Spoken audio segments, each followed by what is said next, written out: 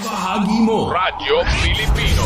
Saan mang bahagi ng Pilipinas, saan mang bahagi ng mundo, ano mang uri ng pamumuhay, kabahagi mo. Kabahagi mo. Radyo Pilipino. Radyo Pilipino. Sumasahim papawid sa DWPR 1296, Dagupan, DZTC 828, Tarlac, DZLT 1188, Lucena, DZYM 1539, Mindoro, DWRL 1080, Legazpi, DWRN 657, Naga, DYRB 540, Cebu, DYRL 1035, Bacolod, DYRN 1134, Dumaguete, DXCO 1044, Cagayan de Oro, DXGS 765, General Santos, DXOC 1494, Ozamis, DXOW 981, Davao, at Radyo Pilipino Podcast Center, Manila. Ito ang kabahagi mo, Radyo Pilipino. Napapakinggan on air, and online, sa buong mundo sa pamamagitan ng www.radiopilipino.com. RadyoPilipino.com. Impormasyong may kalidad at serbisyong may halaga. Kasama, katuwang, kapinoy. Kabahagi mo. Kabahagi mo. Radyo Pilipino. Radyo Pilipino. Tayo na't magkaisa sa isahan. Tayo ba ay maiisahan o tayo ba ay magkakaisa? Isahan.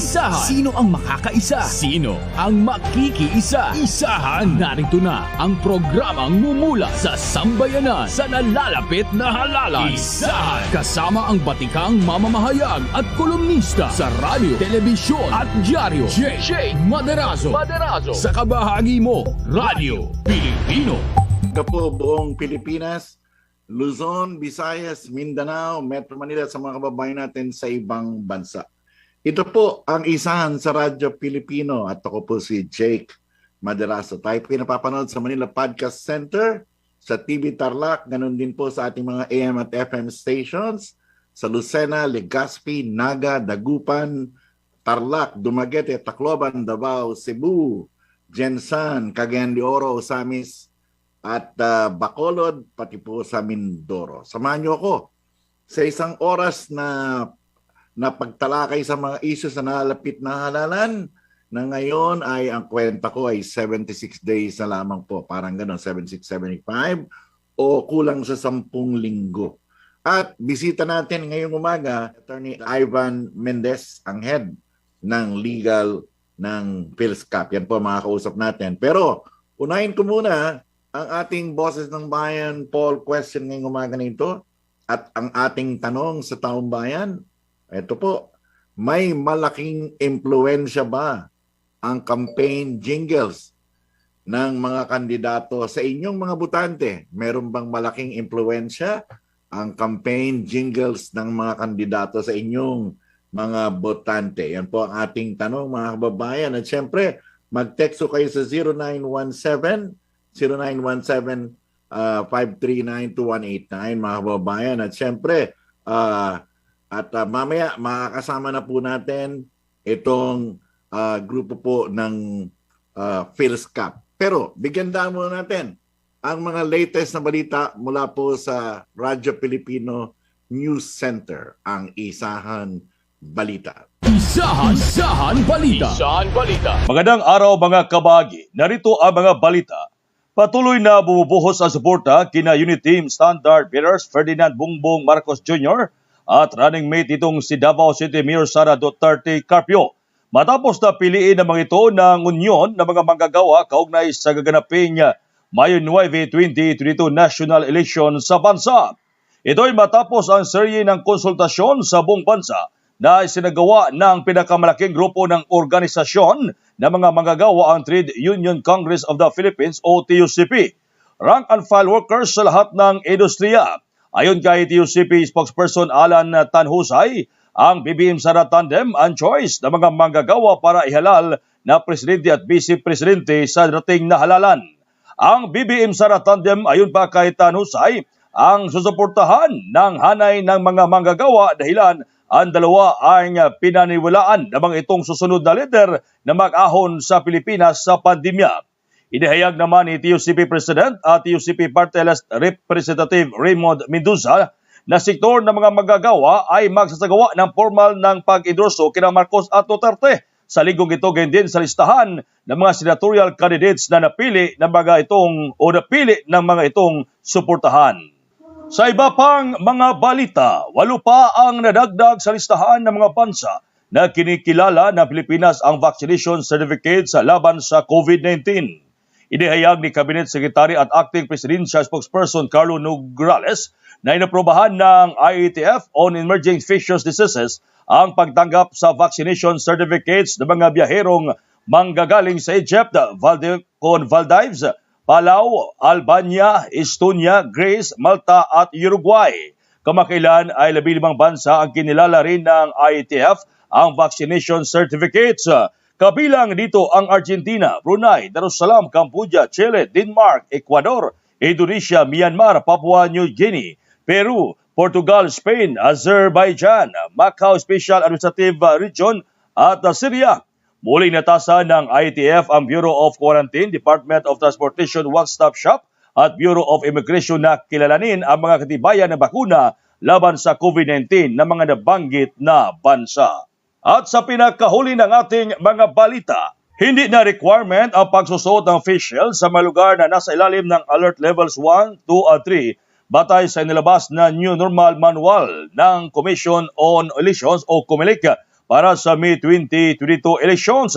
Nakasaad sa manual na ang paggamit ng face shields ay voluntary o sa may gustong magsuot nito sa mga lugar na nasa Alert Levels 1, 2 and 3. Sa ilalim ng General Guidelines na inisyo ng COMELEC ito Pebrero 18, 2022, ang pagsusuot ng face mask at pagsunod sa minimum health at safety protocols ay kailangang sundin kabilang ang pagsasanitize ng mga kamay bago pumasok sa polling precinct.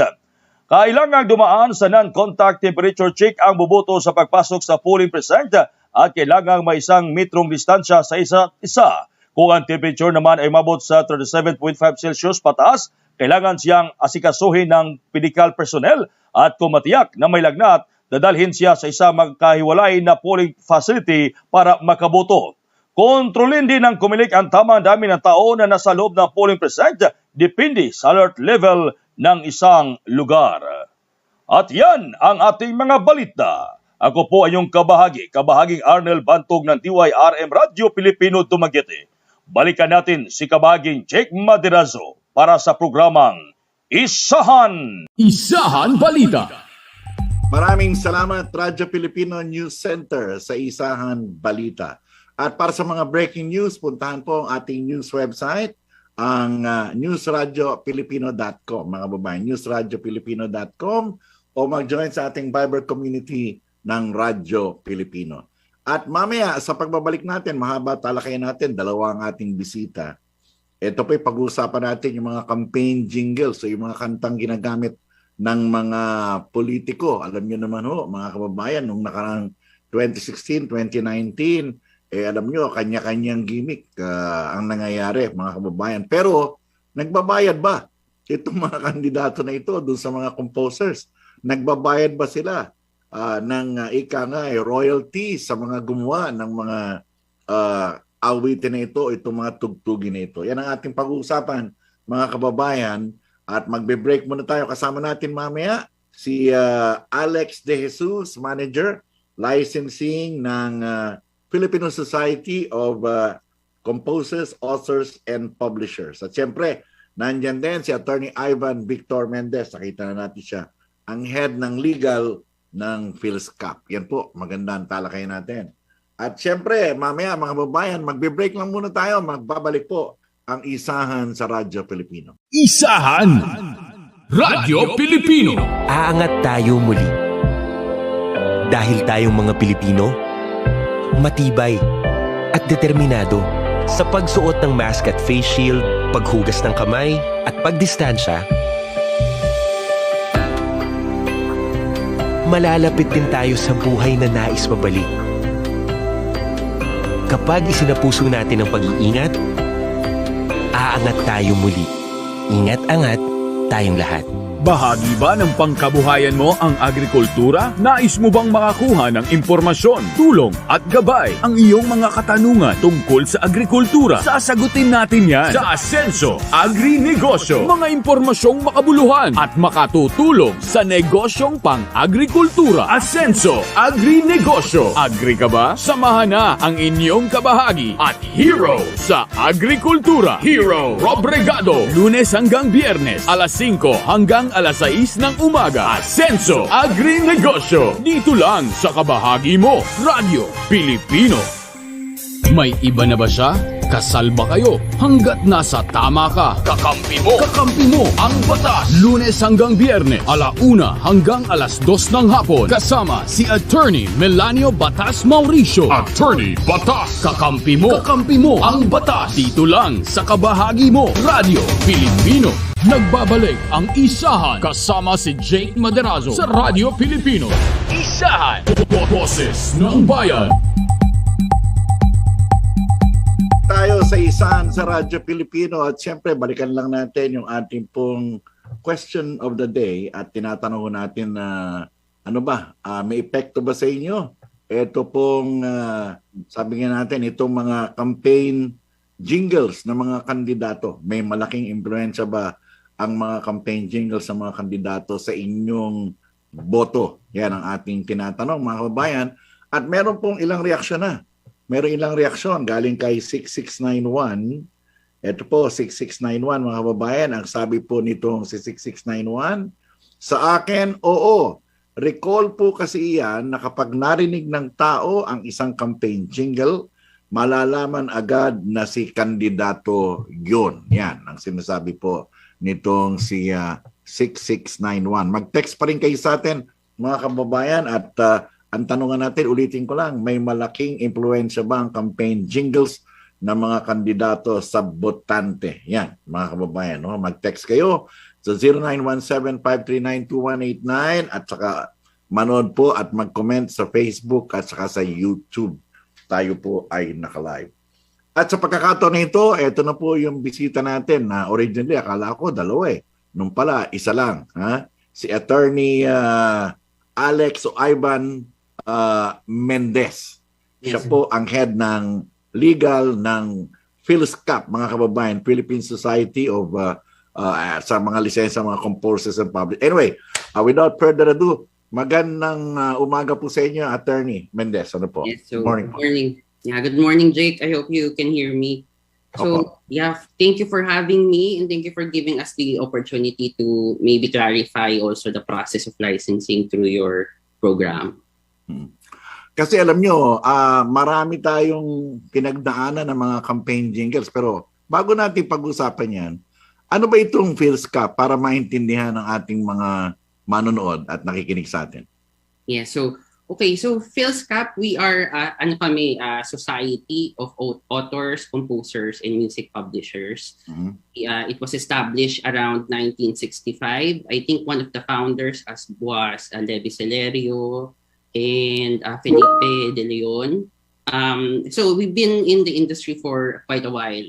So what do? We administer the copyright o the performance rights predominantly sa musical works ng mga members namin. We also administer the performing rights of the members of our foreign affiliate society. So if they are intending to use foreign songs in the Philippine territory, we will be the ones who are mandated to license that and to collect the royalties for that. So that's siguro the short history of it. Pero itong FILSCAP ay iba ba ito doon sa isang grupo? Yung grupo naman ng mga record, ano mong tawag doon? PRM or something like that? Opo. That's iba pa ho yung society na yan. Kung kami po, ang ina-administer po namin ay musical work o musical composition. PRM naman po is administering yung for the producers, yung the rights over the original sound recordings. Mm-hmm. So sila sa mga parang labels ang hawak nila, no ha? Parang ganon, yung music producers.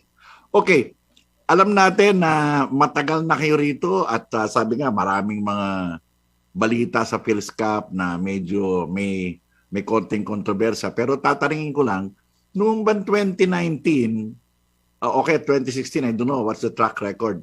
Nakasingil ba kayo doon sa mga kandidato na gumamit ng mga campaign jingles sa mga composers?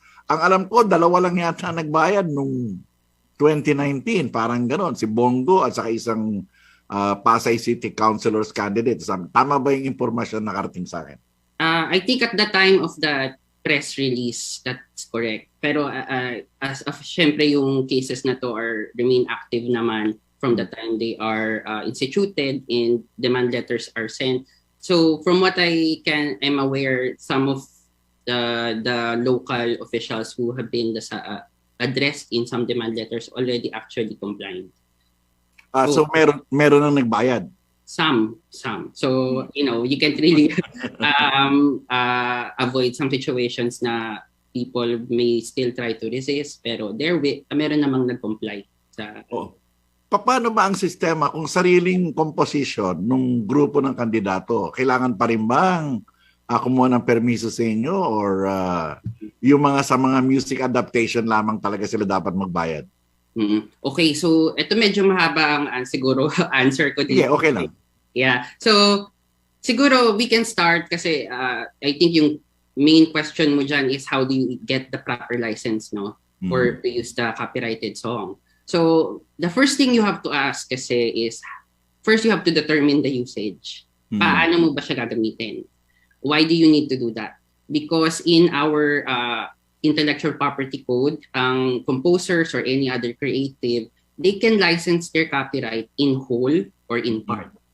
So meaning they can license that completely or they can license it in part. Ang copyright kasi in our intellectual property code, it's 7. It's a bundle of rights at 7 ang kaklase ng rights na to. So it can be reproduction, it can be adaptation and transformation, it can be public performance, it can be communication to the public. So itong itong mga rights na to, pwede siyang i-license separately, isa-isa. So, So let's say you were mentioning, Jake, yung about the campaign jingles, right? So they can commission work, they can get the right to actually use it for, depende, if you're gonna use it for a campaign video, for example, ang mangyayari dyan ay ilalapat mo yung musika sa video element. So it's tinatawag na reproduction or more specifically synchronization. So this is a synchronization license is a reproduction license. So kung makuha mo yon, meaning legal na yung pag-record mo at paggamit nyo sa music video. Pero after that, meron ka pang sunod na activity which is streaming. So yung streaming na activity is covered by a separate license. So tawag natin dyan communication to the public license kasi it's being broadcasted, transmitted through wire or wireless means and made available to the public on their depending on a place and date that is where they can receive that video or that music. So ang sinasabi mo, iba yung bayad ng broadcast rights, television, radio, iba rin ang bayad sa streaming. Streaming. A different license. So yun nga, I think we did release a statement recently, making distinctions on the usages. So siguro in the terms of the election campaign, usually ang mga rights na implicated dyan is in public performance. So when do you do public performance in election campaigns? So usually pag may election rallies dyan, which is sometimes in person, there is background music, there is playing of music while, before they introduce or during the introduction ng candidate, and may live performance din. So both of these are covered by public performance. So ibig sabihin, halimbawa, just to be specific, proclamation rally ni Marcos, ni Bongbong, biglang kinanta ni ni Tony Gonzaga yung roar ni Katy Perry. Ibig sabihin, bago siya kumanta, dapat tumingi mo na ng permiso sa inyo. Ganun ba? Yes, oo. So, kailangan nyo ng public performance license. Kasi, let's say, Katy Perry, as I mentioned, we also administer foreign songs, no? So, yung mga societies, yung counterparts namin abroad, We enter into reciprocal agreements with them. So kung may gagamit ng foreign songs in the Philippines, kami yung magla-license, kami mag-administer and mag-enforce the right. So yun, Katy Perry may be part of the catalog po ng societies na like FILSCAP or BMI or CESAC, which is counterparts po namin. So the license will be issued by us. So ang sinasabi ninyo, for example, kung meron kayong campaign, kung meron kayong kakantahin na copyrighted na material, dapat meron kaagad, kumuha muna kayo ng lisensya from FILSCAP, di ba? And then, 2 lisensya ibibigay ninyo, at 3 siguro, yung live performance mo, tapos kung i-air mo yan, i-stream mo yan sa YouTube, may bayad din yan. At saka kung i-broadcast yan sa television, iba rin ang bayad nun. Yes. Ama ba? Nung 3, no ha? So communication, ayun. So I mentioned, Jake, di ba, public performance. You mentioned yung streaming. So ngayon, especially during the pandemic, some of the campaigning also predominantly happens online. Some candidates might prefer to air their campaign videos or use music on their own websites or on social media. So ito, more technically in our law, tawag dito communication to the public. Yun, okay. So, okay. Separate, right? Puntahan ko lang yung mga specifics sapagkat ako, sabi ko nga, we are in the 70 days bago mag-eleksyon, di ba? Ang alam ko, si Isko Moreno, meron siyang kanta, di ba? Yung kanta niya, Nais Ko. Nais Ko, ganyan ang dating niya. Pagkatas, meron din siyang Dying Inside to Hold You. Alam ko, meron din siyang ganon. At saka, posible, yan ang narinig ko. Di ba? Ito ba may permiso sa inyo? Kasi babanggitin ko rin, si Bongbong, ang gamit niya, Umagang Kay Ganda, saka Ako'y Pilipino. Si Lenny, ang ginagamit yata ni Lenny ay Paraiso. Di ba? Ni Kayabyab. Tapos si Tito Soto, yung kanyang magkaisa, siya nag-compose nun. Diba? Kinantanong anak niya. I don't know. Well, kabisado naman. At saka, meron pa ako, Dugot Pawis, kay Manny Pacquiao, dahil kay Freddy Aguilar. So, itong mga ginagawa ng mga presidentiable na may kanya-kanya silang version ng ito ba may permiso o kumuha ng lisensya sa inyo sa FILSCAP? Well, what I can say, Jake, for that is it's actually in the process na. We're already talking to candidates on the licenses. So parang pinoproseso na siya and meron ng mga nag-approach sa amin and tinatalakay na yan kung ano yung coverage. Kasi yung election campaign rates kasi namin, Jake, depende kasi yan. You can opt to do a blanket license. Nga, yun ang sinasabi ko. You can opt to do a per day license. So, pinag-usapan din siya. So, yun nasa proseso na naman yung candidates into securing it para lang ma-determine kung paano ba nila gagamitin, yung frequency ng paggamit, and is it for the whole slate? Is it for one candidate? So, magkakaiba pa ng rates kasi yan. So, it's already in the process. They'll go into the specifics of magkaisa at saka yung kay Freddy Aguilar na siya nag-compose na ginagamit ni Manny Pacquiao. Magkaisa kasi is composed by Tito Soto. Tapos kinantanong anak niya, ito yung EDSA Revolution team. Diba? So, at saka parang hindi ko alam kung ito ay campaign jingle niya to promote himself. Diba? Pero yung kay Manny Pacquiao, kay Freddy Aguilar, I don't know if they're composition din niya ito, di ba? Sina Tito Soto ba or Freddy Aguilar ay miyembro ba as composers ng FILSCAP? I think we can double check yung master list namin, but I can actually check now.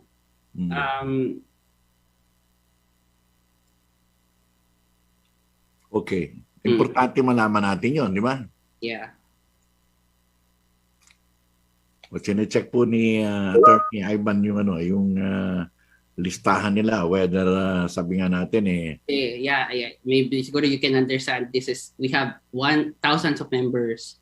So we can easily naman just claim na member sila kung it's not in our master list. Tama.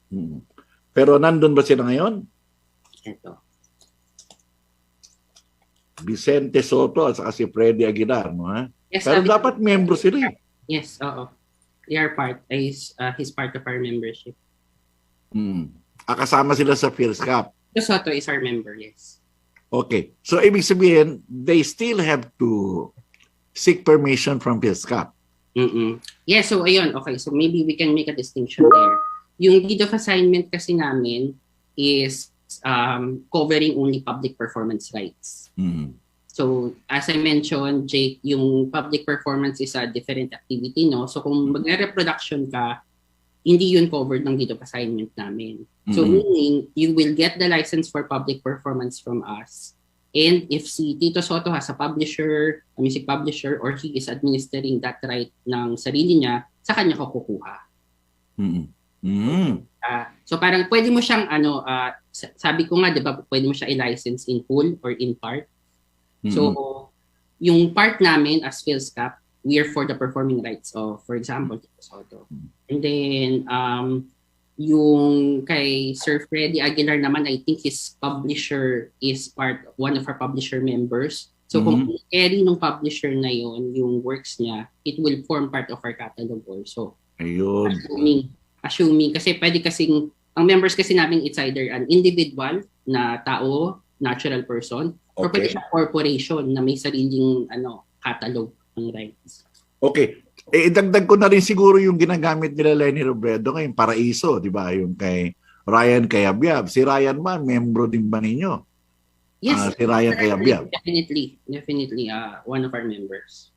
Okay, so ibig sabihin, yung candidate, pag nakipag-usap sa isang membro ninyo, hindi na kailangan kumuha ng license sa inyo. Ganun ba?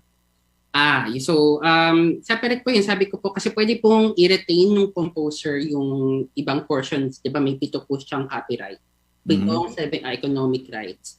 So as kunyari ako po ay isang composer, pwede ko pong i-assign yung public performance sa isang entity. Tapos ako na lang po yung magla-license ng reproduction or synchronization.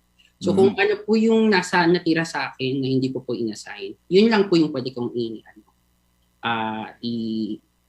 So, and i-license. So, kung nasa amin po yung public performance, aside from talking to the composer also, you'll have to also talk to us and get for the portion of your campaign na magpa-publicly perform ka.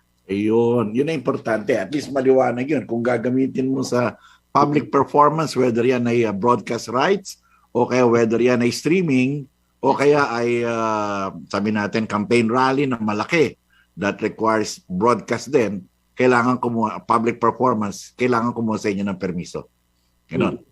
Yes.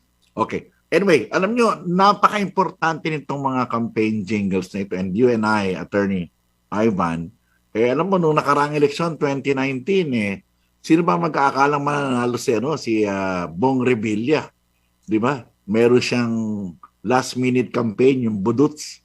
yung Buduts, sumayaw siya ng Buduts. Kasama yung mga animation na chocolates or something like that, di ba? Pero yung bang ganon, yung ganong Buduts dance, kasama rin sa inyo yun. Covered din. It's also performance. It doesn't have just, pwede, basta patugtugin mo siya, you can dance to it, you can play it, you can perform it live. It will form part of public performance. Ang alam ko kasi nag-compose doon si DJ Love eh. Di ba? DJ Love ang nag-compose. Is he a member? Kailangan ba member ninyo? Yung si, I don't know, DJ Love is a member. Namin siya, kung member namin siya, or yung publisher niya ay member namin. So, kasi it's not, it's either kasi ikaw as a composer on your own member ka as an individual, or pwede rin kasi yung publisher mo is, inassign mo sa publisher mo yung right mo, and then yung publisher mo is our member. So, parang yung catalog ng publisher mo, nakasama yung kanta mo, ma-assign din sa amin yung catalog mo. And kasama yung ina-administer namin. Ano ba ang best thing to do for the candidates? Bago sila mag-launch ng campaign jingle o bago mag-launch ng music video, dapat makipag-usap muna sa inyo. Ganun ba? Yes, I think we can do that. Actually, yun nga yung one of the reasons we are, we released a statement and we are also trying to educate most of the candidates on what rights to get is they can approach us, they can ask us, ito kasi usually tinatawag sa industry na pre-clearing, no? So before you broadcast anything, before you create any film or any song, usually you try to clear the rights first. So they can come to us, they can tell us if they have an idea kung ano ba yung gusto nilang gamitin na song, titignan po ng department namin yan kung ng distribution to check kung nasa catalog namin siya and if pwede namin i-license. Kung hindi naman po siya ma-license na, kung wala naman po siya sa catalog, possible din po na matulungan namin sila na hanapin kung kanino ba kukunin yung license. Kasi nandun din may rights, ano po yan may information yan in the global database kung sino po yung may copyright owner. We can also assist kung kunyari the reproduction is not with us. There's also a possibility that we can assist them, refer them to the proper person. Ayun. Anyway, so naglabas na kayo ng press release asking the candidates handlers na teka muna, you go into the processes na ganito ganyan. Kumusta naman ang responde ng mga kandidato? Have they responded? All of them ba ay, kasi sinasabi nga natin, teka muna, kumakandidato ka, hindi ka pa nga nananalo, nagnanakaw ka na ng copyright, something like that. So, kumusta naman ang response? Actually, yes, thank you for asking that. Actually, that's a good thing to raise. And we are actually happy with the response. We are actually getting good response. And actually, after that statement, most of the candidates naman have already approached us and are already in the process of getting the license. So in international, it's also local, and in other, hindi lang siya executive positions, some rin. Alam niyo, sa totoo lang, alam mo, ako I'm fascinated by this campaign jingles. Ano ha? Ang sabi ko lang, wag lang sana maulit yung Alam mo, sabi ko, naalala mo yung kandidato sa Aliaga Nueva Ecija, yun yata yung nagtap Di ba? Yung kanta niya, Voltes 5 ang tunog, pero ang pangalan ng kandidato ay si Pepe Picache. Tama, di ba? Kaya ang kanta niya, Pepe mo, Pepe ko, Pepe natin. Sabi ko, sana wala. Meron din ba kayong censorship? Yung ganun, sigurado hindi dumaan sa inyo. Do you, sabi nga, before we go into commercial break, pag humingi sa inyo ng permission, do you look into the usage of, yung copyrighted song? Like sinasabi ko, yung iba binabastardize, di ba? Tulad nga nung kay Pepe mo sa kaganya, yun ang ginawa niya to the tune of Voltes 5. So, meron ba kayong say doon o paano? So okay. So yun nga, sabi ko kasi yung kasi copyright meron niyang kaakibat na moral rights na natin. So yung copyright separate siya sa moral rights in the sense na yung copyright or economic rights, it's economic, pwede mo siyang pagkakitaan. Yung moral rights, ito yung karapatan ng musician, ng composer, ng artist na i-prohibit yung paggamit ng work niya in a way na mag-dishonor siya, mapupunta into disrepute yung work niya at nasa kanya to. So it's up to the composer kung monitor niya yan na ginamit yung kanta niya and for his or her, in his or her opinion, na nasira yung kanta, na it became prejudicial to his reputation, to his or her reputation, meron siyang moral right to actually. Ayun. So kayo rin na mag-review nun. Kayo rin na mag-represent dun sa composer. It's the composer. Ayun. Nasa composer siya. Kasi sa amin copyright lang yan. It's just the economic right to license public performance. Okay. Pero tutulong din kayo dahil siyempre kayo tumutulong economically doon sa composer. Kung nasaktan siya, ang ginawa sa kanta niya ay talagang ginawang bastardo, lalapitan kayo noon, di ba? Dahil kayo nagbibigay ng economic benefits. Yes, so yung ganyan, our composers, yung members namin can always approach us and tell us, I saw my work being used nang hindi ako nagsasang-ayon sa paggagamit niya, feeling ko na bastardize nga yung kanta. So he can give us the letter, and then we can approach whoever was using that work and tell them na our composer finds this to be violative of the moral. Okay. Sige, Attorney Mendez, magbabalik tayo. Marami pa tayong pag-uusapan. Kasi ako nga, sabi ko, I've been admirer of this campaign jingles. Sabi ko nga, pag-usapan natin yung 2016, 2019 ng mga sumikat na mga jingles, saka yung mga pinapalabas ngayon to the context of FILSCAP. Magbabalik po mga kababayan ang Isahan sa Radyo Pilipino with our guest, Attorney Ivan Mendez ng FILSCAP. Thank you, Jake. Isahan, Radyo Pilipino. Kabahagi mo. Radyo Pilipino. Impormasyong may kalidad, serbisyong may halaga, saan mang bahagi ng Pilipinas. On air. Saan mang bahagi ng mundo. Online. Anumang uri ng pamumuhay. Kasama, katuwang, kapinoy. Kabahagi mo. Kabahagi mo. Radyo Pilipino. Radyo Pilipino. Nagbabalik ang Isahan kasama si Jake Maderazo sa Radyo Pilipino. Isahan. One-on-one. One-on-one. Balik tayo sa Isahan sa Radyo Pilipino, mga kababayan. At siyempre, patuloy po yung ating pagtatanong sa ating mga kababayan. May malaking impluensya ba ang campaign jingles sa mga kandidato sa inyong mga botante? Yan po, may malaking impluensya ba ang campaign jingles sa mga kandidato sa inyong mga botante? At ang ating meron tayong reaksyon. Kung kanina meron tayong reaksyon, pumayag siya kanina kay 6691. Ngayon naman ay may reaksyon tayo from 4579. 4579. At ang sabi nitong ng ating texter, ang sabi niya, kung may impluwensya sa kanya itong campaign jingle sa mga kandidato sa botante, ang sagot po ni 4579, hindi. Sabi niya, mas malakas ang impact sa akin ng kandidatong nakikipagtagisan ng talino sa mga katunggali niya kesa jingles na gawa rin ng ibang tao, ibang klase, no ha? Ay yung kandidato, hindi yung jingles ang kanyang pag-uusapan. Yan ang sabi ko nga, napakaganda. Atty. Mendez, ano? Pero sinusuri ko yung mga dating jingle tulad nung kay Grace po noong 2016. Ang alam ko, sa awitin mo, isasayaw ko, di ba? Grace po, iboboto ko parang gano'n eh. Alam natin na BST in company yun, di ba? Si Manny Villar, si Cynthia Villar, Mrs. Hanep Buhay ang ginamit niya. Naalala ko yun. Tapos hindi ko si Marojas, nung Mr. Palengke siya, ang ginamit niya, di ba yung Mr. Suave? Hoy, Mr. Palengke. Nag-number 1 din. Tapos si Lauren Ligarda, sabi nga si Lauren Ligarda, ano bang ginamit ni Lauren Ligarda? Nag-number 1 din siya, di ba? Si Manny Villar, sasakyan kita, si Pagatsaga ang ginamit niya, di ba? Tapos si Bato noong 2019, itaga mo sa bato.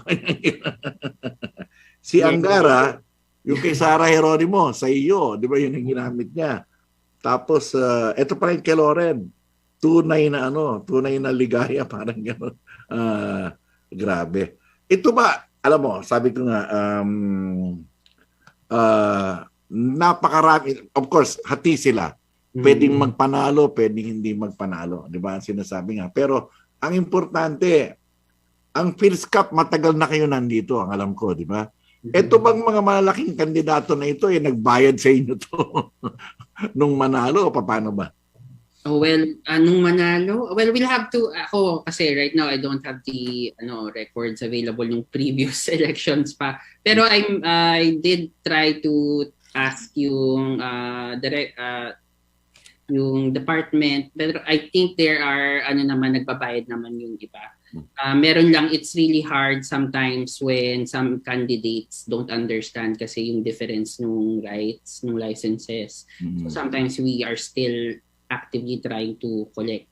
So that's another issue.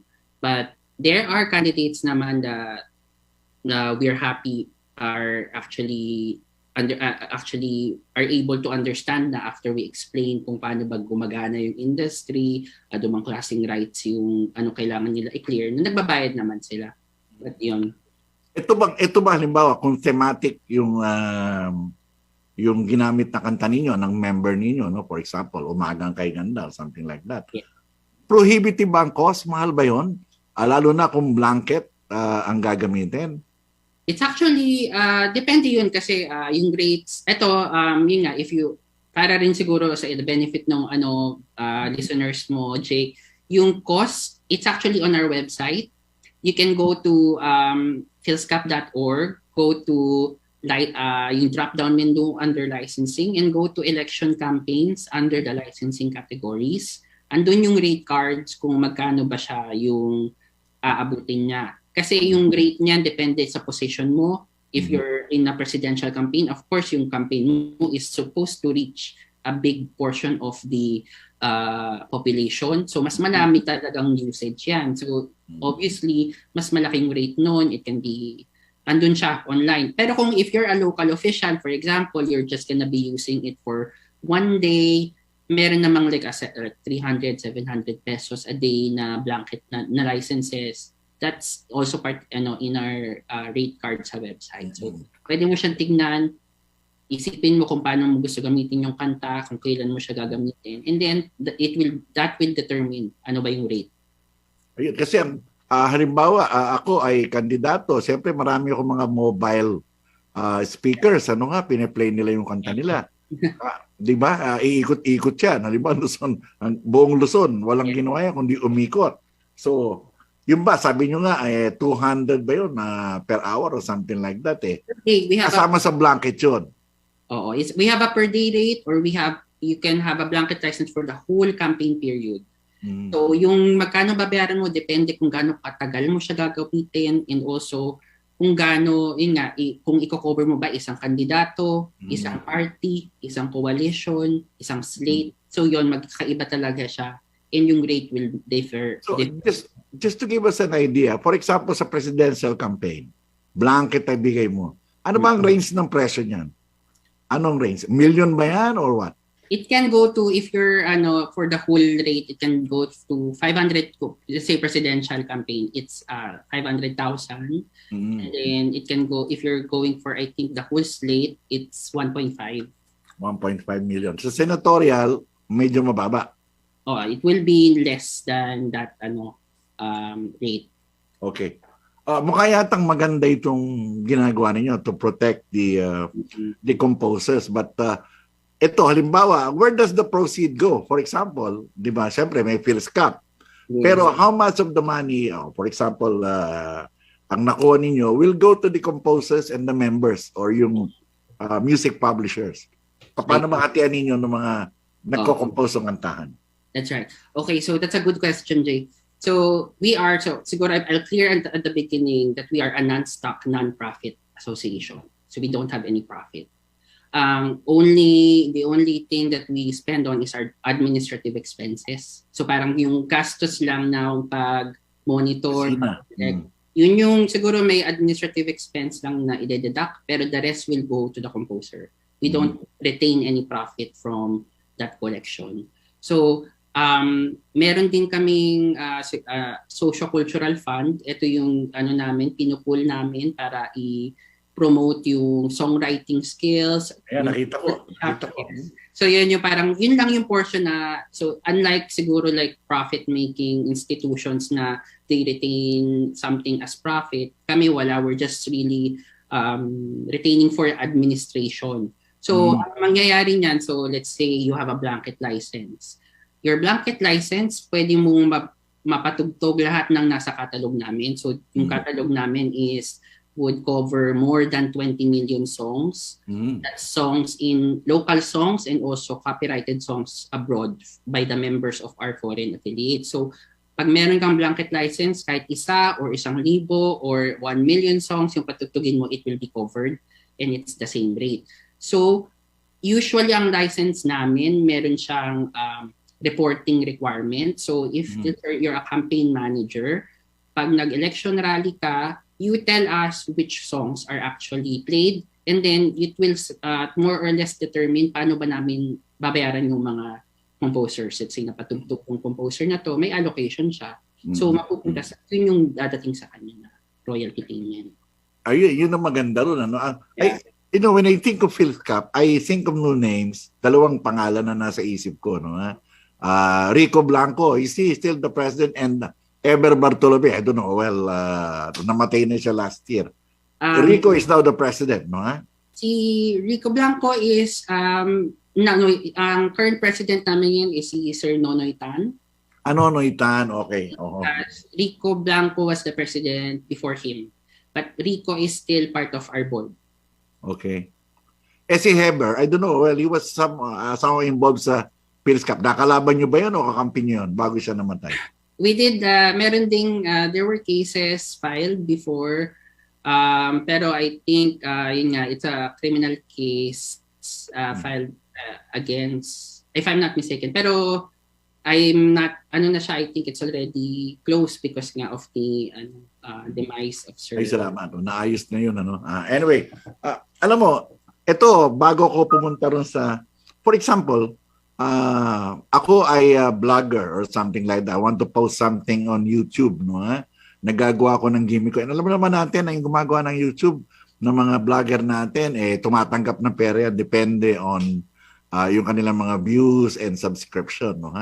For example, pag YouTube vlogger ka, gumamit ka ng FILSCAP member, kailangan ba humingi ng permiso sa inyo? Ganun ba?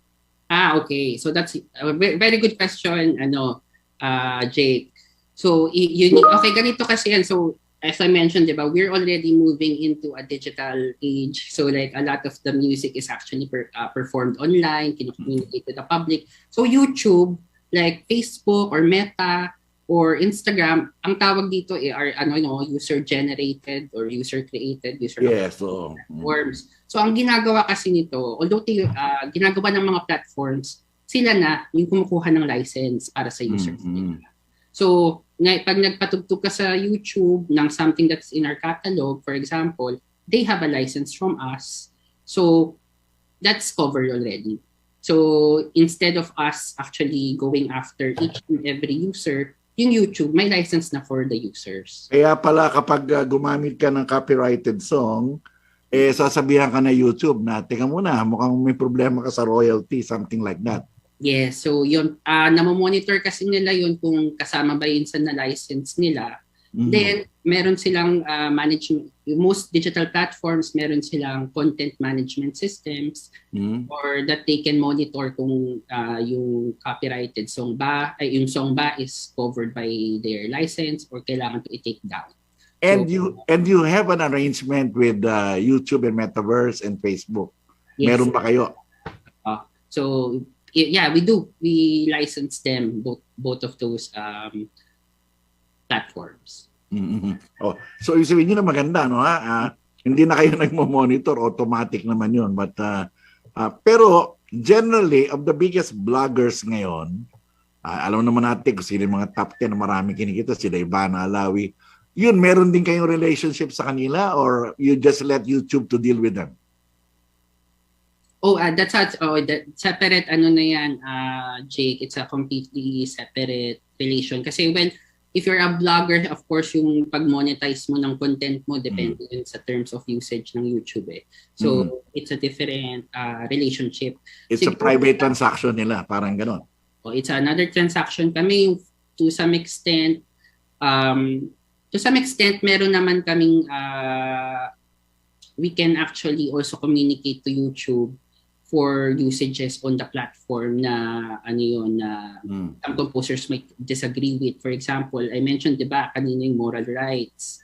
So, some digital platforms meron silang inaalaw na tinatawag na writer relations and writer objections. So, if yung composer tingin na yung may political or moral reason siya to object to the use. Pwede. To some extent, we can go to YouTube and tell them yung member namin has an objection to this usage and then pahala na sila mag-proceed on how to resolve. So anyway, alam mo, konti na lang ang panahon natin pero sabi nga natin, sa ngayon, lalo sa local, wala pa sa local ngayon, wala pa tayo sa local campaign period. Nasa national na tayo ngayon. So, a lot of local candidates are composing their campaign jingles right now. Sabi nga natin, hindi natin alam kung anong gagawin nila. But take us through the steps. Halimbawa ako, kandidato ng mayor halimbawa sa Maynila o sa Quezon City or anywhere, ano ang gagawin ko na nagpo-produce ng campaign jingle yung mga tao ko? Ayan. So, campaign jingle particularly. So yun, sinabi ko nga, Jake, yung kailangan mo dyan, if you are making a campaign jingle, syempre kailangan mo ng adaptation, di ba? Na license kasi ang isang original na musical work, imo-modify mo siya. So kailangan mo ng adaptation license. So you have to look for the composer na ano yun na ng work na yan. So we can assist there. You can call us sa licensing at filscap.com. You can call our licensing manager, Miss Alex Jesus, and we can determine kung nasa catalog ba namin yung kanta na yan, and then if malalicense namin.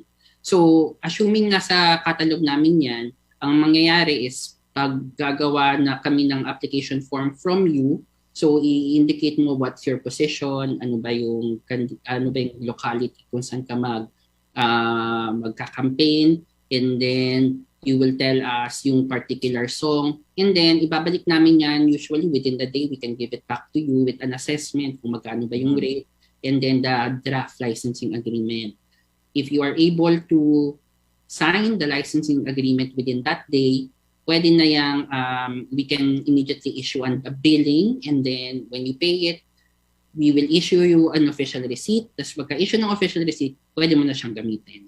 Okay, so ito yung transaksyon na kausap mo yung composer, and then tatanungin mo sa FILSCAP whether that composer is a member, and then kasama ba yung kanyang kanta dun sa ikangay catalog of songs inyo na napakarami, 20 million.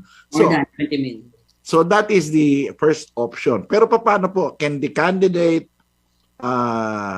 kausapin na lang yung composer, tayo na lang mag-usap, parang ganon, without FILSCAP? Oo, actually they can do that, pero yung ano nga, kasi as I mentioned, iba-iba, marami itong klase ng rights, no? So yung public performance na, pwede kasing nasa amin yung public performance right, pwedeng nasa composer is the reproduction right. So you definitely can approach the composer, pero you have to be very clear ano ba yung paggamit na gagawin mo. Kasi kung wala sa composer yung public performance rights, you have to clear with us. Pero kung yung reproduction lang, let's say, nasa composer naman yun. Adaptation lang o over. Hindi naman niya inassign yung right na yun at nasa kanya lang. You can get the license directly from that composer or yung publisher niya. So, Pero the moment na gamitin niya for public performance, sinasabi ninyo, hindi naman hawak yun ng composer. Parang something like that. So kung member namin siya, tapos inassign yung public performance right over the song to us, hindi yun yung portion na right na yun. You have to get it from FILSCAP. So hindi na ibibigay yun ng composer, yung public performance? Yes, kung na-assign sa amin. Kung hindi na-assign sa inyo, halimbawa, wala tayong problema. Hindi mo kailangan ng FILSCAP clearance. Diba? Yes, yun ang sinasabi niyo. Kung nasa composer lang yan. Pero kung na-assign sa amin, which most likely it has been assigned kasi medyo marami rin din yung members namin, you will have to get the separate public performance license from And ang protection naman ng composer kapag FILSCAP ang nilapit, kasi kabisado rin nyo Di ba? Meron kayong streaming fees, meron kayong broadcast fees, meron kayong public performance fees. So you will get a lot more from FILSCAP rather than directly negotiating with the candidate. Tama ba yun? Yes, oo. Actually, yun yung benefit kasi ng collective management organizations to creatives. Kasi usually, mga CMOs like us, we have a better handle on how to monitor yung pagkagamit niya. So parang meron nang nagko-collect for you, hindi mo na siya gagawin on your own, hindi ka na mag-isa-isa, hindi ka na pupunta sa restaurant isa-isa, hindi ka na magtitingin ng internet websites isa-isa to monitor kung nagamit pa yung work mo. We do that for you. So parang since we can monitor those things, we can actually try to, as much as possible, collect more the appropriate royalties for you. Alam niyo, napakaganda ng mga benepisyo ng FILSCAP, but isa sa gusto kong tanungin sa inyo, how much percentage of our composers are affiliated sa inyo? More than 70%? 60%? Something like that. Baka medyo mahirap ikwenta because I wouldn't right now we don't really have like a registry of the whole composer population of the Philippines. Anyone can be a composer naman, like I can composer and wouldn't be registered in a database. So siguro yung percentage na yan, pero at might not be as easy to compute, pero I can say na most of the popular composers naman are part of the FILSCAP, especially yung Yun ang importante, sabi nga natin, kayo ang biggest. Anyway, ang alam ko may mga arrangements din kayo sa mga TV stations, di ba? GMA7 correct. and ABS-CBN and all the other networks, di ba? So yeah, as I mentioned, di ba, yung meron din kaming we also administer yung communication to the public. So this covers yung broadcasting. Anytime you make transmit by satellite or cable mga musical works through film or any other siguro concerts on television or live performances, kasama yan. So we do have licenses for most of the broadcast networks. Meron lang akong tanong sa inyo. Halimbawa, ako'y pumunta ako sa isang istasyon, o halimbawa restaurant sa Tarlac, malaking restaurant. Tapos naka-tune in yung isang FM station, no ha? Naka-FM station sila. Bino-broadcast nila yung habang kumakain ka ron, di ba, yung mga kanta. Yun ba, kinukuha pa ng permiso sa inyo if it's a radio broadcast? That's right. It's a completely different activity kasi. So ganito yan. Maybe we can make a distinction. Sige. So let's say the radio station has a license. So yung license niya is to communicate that to the public. Right? So yung reception niyan is meant for private consumption. So if you're receiving that frequency, nakikinig ka sa kanta na pinapatugtog ng radio, you are already, yun lang yung target na public niya. Pero kung i-broadcast mo yan in public place, ang tawag niya dyan isa, like mechanical background music na yan, na covered, it's going to be public performance kasi hindi na private yung reception ng frequency. It's already public. Ang public under our IP code means anyone outside your family or your close social acquaintances. So, so yun yung definition ng public in our IP code. So yung mga restaurant na yon ay kailangan kumuha rin ng permiso sa inyo. That's correct. Actually, if I can, there's a Supreme Court decision already on this it's a FILSCAP versus Benjamin Tan. It actually says na yung that if you play music in restaurant, it also forms part kasi of your overhead, di ba?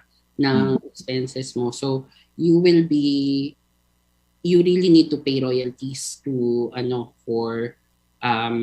to the composers. So parang nagdagdag ka kasi ng audience eh. So parang instead of you are the only audience, nag-extend ka to someone outside you. Hindi, for example, ganito yan, ako halimbawa, kunyari meron akong restaurant, bahay ko or something like that. Alam naman natin na may mga playlist, di ba? May mga playlist kang ginagawa sa Spotify o kaya meron kang playlist sa iTunes, no? Pagkatapos yun patugtugin mo sa restaurant mo, sabi nga natin so you still have to get a permit or a royalty sa inyo, ganun ba? Oo. So babalik tayo dyan, Jake, di ba, sa Section 118 ng Revised Intellectual Property Code na sinasabi, di ba, that the creator can license in whole or in part. So in part, meaning those activities can be licensed separately. So yung broadcast, separate license. Public performance through the radio, a separate license. Kasi the composer can license in part. Pwede siyang separate. Tapos yung playlist, iba rin pala yun. Grabe. Anyway, napakahaba ng kwento natin from the campaign thing. Meron tayong 2 minuto. Meron ba kayong mensahe sa ating mga kandidato and also for the general public as far as campaign jingles and registration sa FILSCAP is concerned? So unang-una, Jake, thank you for inviting me and FILSCAP and giving us the opportunity to actually tell the public about the process of licensing.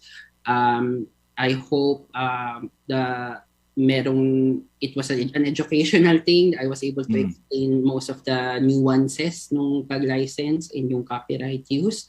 But if you're asking for my message to the candidates, siguro I can say na nare-recognize naman ng mga candidates that, music really does give value to their campaign. Actually, I was happy one of the responses nga of your listeners, he or she said na they actually do value yung music in terms of recall.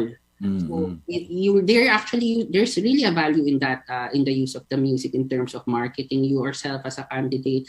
So I hope that the candidates would actually be mindful enough in respect at intellectual property enough to make sure that the composers who have undergone labor to actually create their composition will be remunerated and in the license.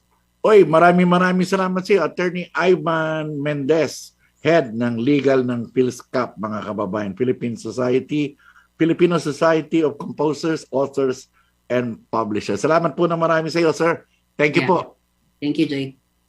Okay, mga kababayan, salamat sa lahat ng nanood, nakinig sa ating Radyo Pilipino, sa Facebook, sa YouTube, at sa ating mga AM, FM at TV stations. Ako ang kabahagi ninyo sa Bayang Pilipinas, Jake Maderazo. Harapin natin ang bukas ng may pananampalataya at pag-asa. Magandang araw po sa inyong lahat.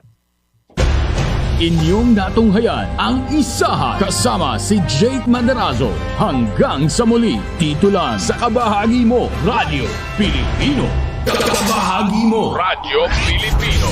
Saan mang bahagi ng Pilipinas, saan mang bahagi ng mundo, anumang uri ng pamumuhay, kabahagi mo. Kabahagi mo. Radyo Pilipino. Radyo Pilipino. Sumasahim papawid sa DWPR 1296, Dagupan, DZTC 828, Tarlac, DZLT 1188, Lucena, DZYM 1539, Mindoro, DWRL 1080, Legazpi, DWRN 657, Naga, DYRB 540, Cebu, DYRL 1035, Bacolod, DYRN 1134, Dumaguete, DXCO 1044, Cagayan de Oro, DXGS 765, General Santos, DXOC 1494, Ozamis, DXOW 981, Davao, at Radio Filipino Podcast Center, Manila. Ito ang Kabahagi Mo, Radyo Pilipino. Napapakinggan on air and online